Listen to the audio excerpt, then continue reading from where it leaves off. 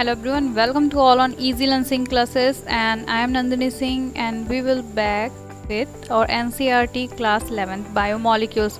जी हाँ, अभी तक हम लोगों ने क्लास 11th के बायोमोलिक्यूल चैप्टर का कुछ पोर्शन डिस्कस किया था एज वेल एज मैंने आपको हाईलाइट भी करवाया था और बताया भी था कि कौन कौन से आपके इंपॉर्टेंट पॉइंट्स हैं जो कि NEET examination point of view as well as CSIR ICMR वगैरह के पॉइंट ऑफ व्यू से बहुत ही इंपॉर्टेंट हैं।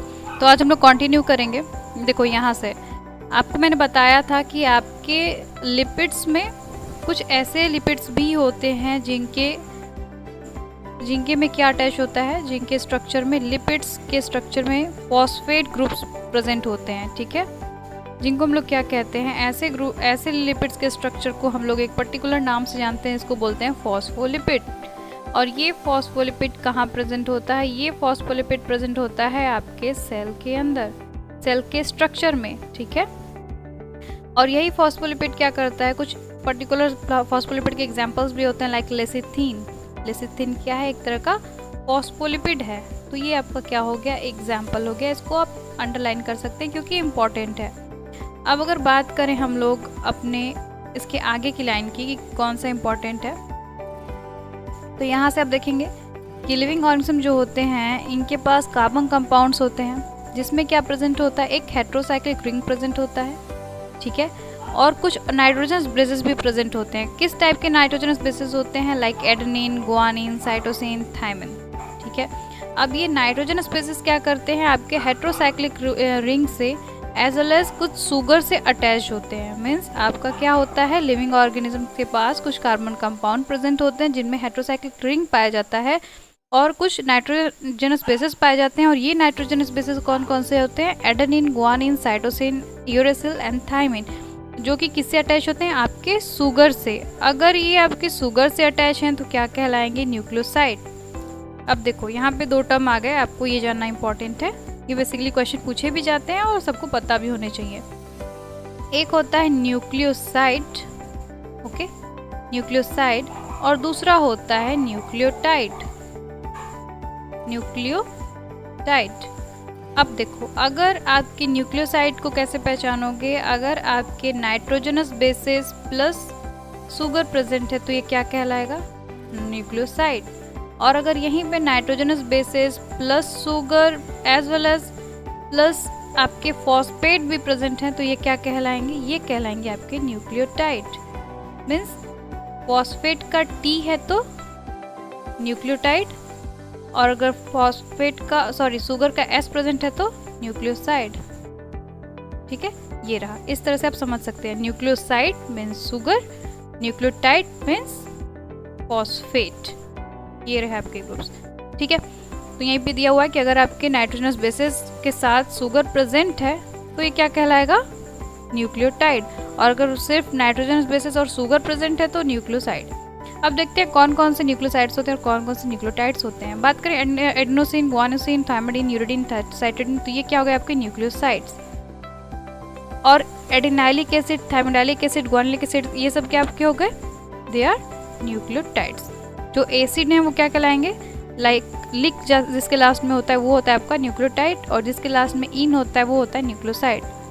अब बात करते हैं DNA और RNA की। तो DNA और RNA के पास क्या होता है? न्यूक्लियोटाइड होता है, ना कि न्यूक्लियोसाइड होता है। ये भी एक तरह से आपका इम्पॉर्टेंट पॉइंट है, ठीक है।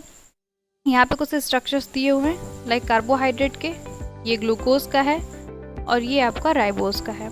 यहाँ पे आप देख सकते हैं सिर्फ एक OH का डिफरेंस होता है। ग्लूकोज में एक OH प्रेजेंट नहीं है और यहाँ पे राइबोज में एक OH प्रेजेंट है। यहाँ पे 2 H है, यहाँ पे एक OH है, यही मेन डिफरेंस होता है।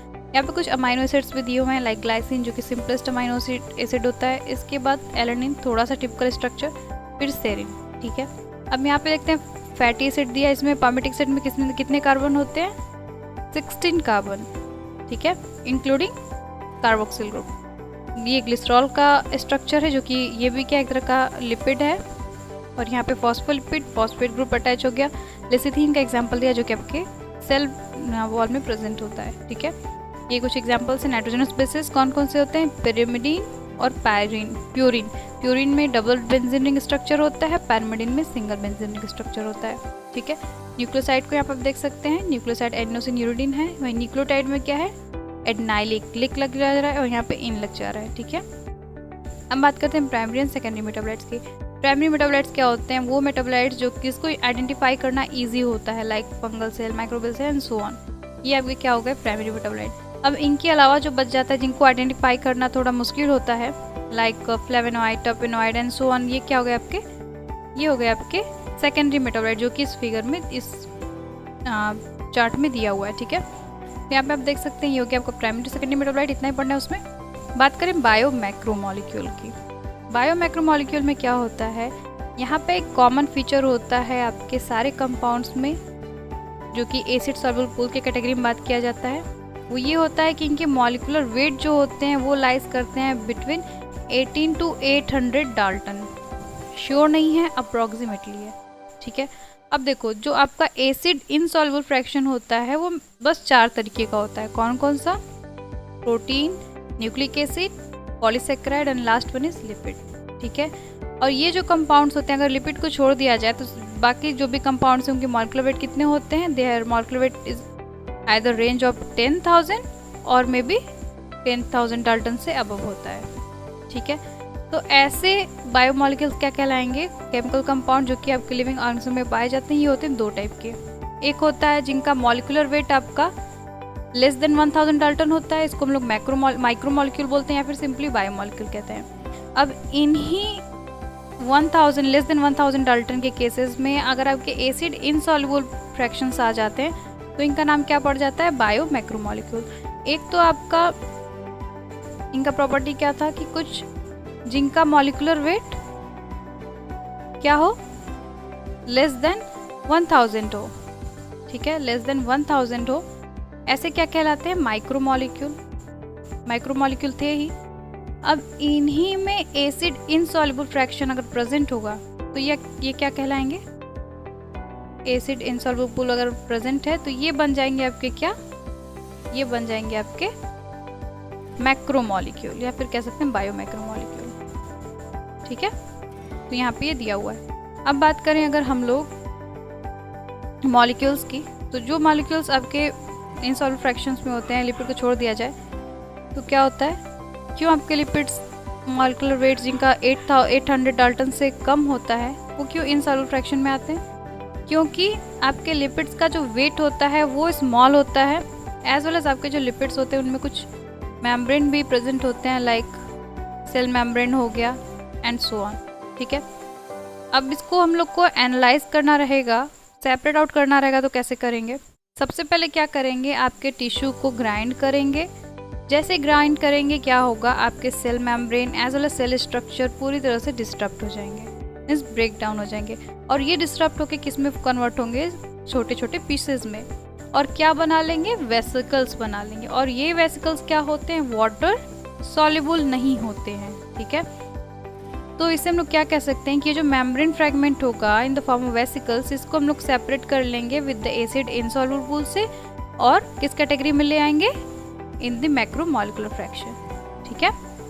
इस तरह से आपने देखा कि लिपिड क्यों मैक्रोमॉलिक्यूलर फ्रैक्शन की कैटेगरी में आता है। लेकिन हाँ, लिपिड आपका स्ट्रिक्टली मैक्रोमॉलिक्यूल नहीं होता है। अब बात करें एसिड सॉल्युबल पूल की, तो ये रिप्रेजेंट करते हैं आपके रफली साइटोप्लाज्मिक कंपोजिशन को। और अगर हम लोग बात करें आपके मैक्रोमॉलिक्यूल की, तो ये क्या रिप्रेजेंट करते हैं? The macromolecule represent cytoplasm and organelles, ठीक है। यहाँ पे 2 चीजें हो गई। अब ये जो साइटोप्लाज्म ऑर्गेनेल्स है ये क्या बन जाएंगे? Acid insoluble. एसिड सॉल्युबल क्या था? Cytoplasmic composition. और एसिड इनसॉल्युबल पूल क्या था? आपका साइटोप्लाज्म एंड ऑर्गेनेल्स, ठीक है, दोनों को साथ में लेके। समरी में देखा जाए तो हम लोग ये कह सकते हैं कि वाटर क्या होता है? मोस्ट अबंडेंट केमिकल होता है आपके लिविंग ऑर्गेनिजम्स का, ठीक है। यहीं पे ये चीज़ दिया हुआ है। अब लास्ट टॉपिक है, इसके बाद का टॉपिक है आपका प्रोटीन। प्रोटीन क्या होता है? Proteins are polypeptide. एक प्रोटीन दूसरे प्रोटीन से कैसे जुड़े हुए होते हैं? They are attached by peptide bond, जो कि आपको फिगर में 9.3 में दिया हुआ है, ठीक है। लाइक एडेनिन गुआनिन में अमाइनो एसिड्स थे आपके, लाइसिन एलनिन वगैरह थे वहाँ पे। तो यहाँ पे आप कह सकते हैं कि आपका प्रोटीन पॉलीपेप्टाइड होता है, they are linear in chain होता है, एज वेल एज एक दूसरे से जुड़े होते हैं पेप्टाइड बॉन्ड से। एंड आई होप आपको आज का क्लास अच्छा लगा हो। Please like, share and subscribe my channel. कल हम कुछ और डिस्कस करेंगे। तब तक के लिए थैंक यू सो मच।